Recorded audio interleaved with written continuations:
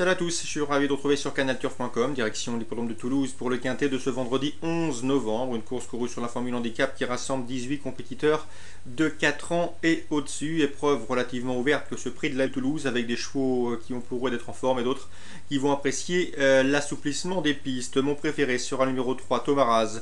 Pour sa rentrée après plusieurs mois d'absence, il s'est classé honorable 6e sur cette même piste toulousaine. Le cheval se plaît sur cet anneau. Sachez également qu'il ne sera nullement contrarié par l'arrivée des pluies et des pistes souples. Donc attention, il devrait courir en amélioration.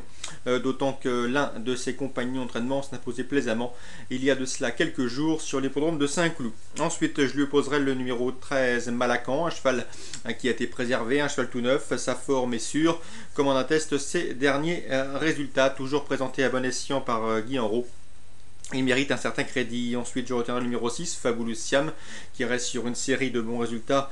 Il aura à cœur de les confirmer. Le numéro 8, ensuite, c'est Bluefields. C'est le doyen de cette épreuve. Il est âgé de 10 ans, mais il conserve de beaux restes. Il a prouvé également qu'il se sortait des pistes très assouplies.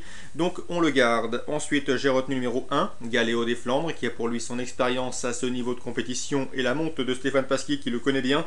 Le numéro 2, Malibran. Attention à lui, Michel Chénaud mène une carrière à propos avec ce cheval âgé de 4 ans. Certes, il est encore un peu tendre face à ses aînés. Certes, il peut paraître chargé sur l'échelle des valeurs, mais faire sans lui serait prendre un risque à mes yeux. Je terminerai avec le numéro 4, Rento. Son entourage ne fait pas appel à Christophe Soumillon sans de bonnes raisons. Et attention également au numéro 15, Sirocco de Pam. C'est un cheval qui a des titres à faire valoir dans les tournois de ce genre. Je le juge compétitif pour une 3e, 4e, 5e place à Bellecote. Lui qui vient de manifester un regain de condition en se classant 2e à Saint-Cloud. Ce qui donne un résumé chiffré pour ce quintet.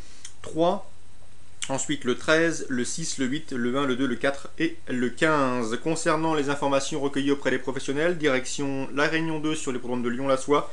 Avec dans la deuxième, eh bien, sachez que nous avons une information négative concernant Franck Jamard.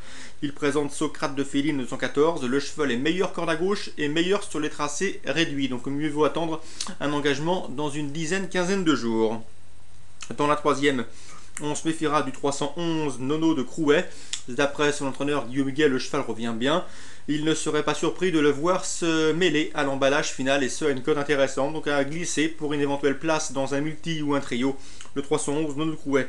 À mon avis, le cheval de la course reste le 312 Prodige de Baffet. Il avait fait sensation en s'imposant dans un quintet à Angers début octobre. Il retrouve à son sulky Jean-Michel Bazir qui l'avait mené au succès ce jour-là.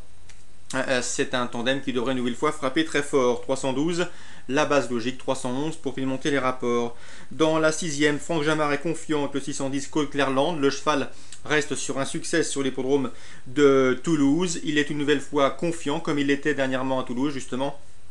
Le cheval, cela dit, manque de référence sous la selle, mais il est piloté par un jeune pilote très adroit. Et dans ces conditions, il mérite un certain crédit, ne serait-ce que pour une place sur le podium, le 610 Cole Clairland. Dans la 7e, le 712 Tip Top, attention à lui, il est prêt à faire une bonne rentrée, c'est un cheval de qualité qui connaît régulièrement des problèmes de jambes, ce qui explique son retard de gain, mais s'il n'est pas gêné et s'il ne souffre pas, il est capable de venir s'immiscer dans l'arrivée.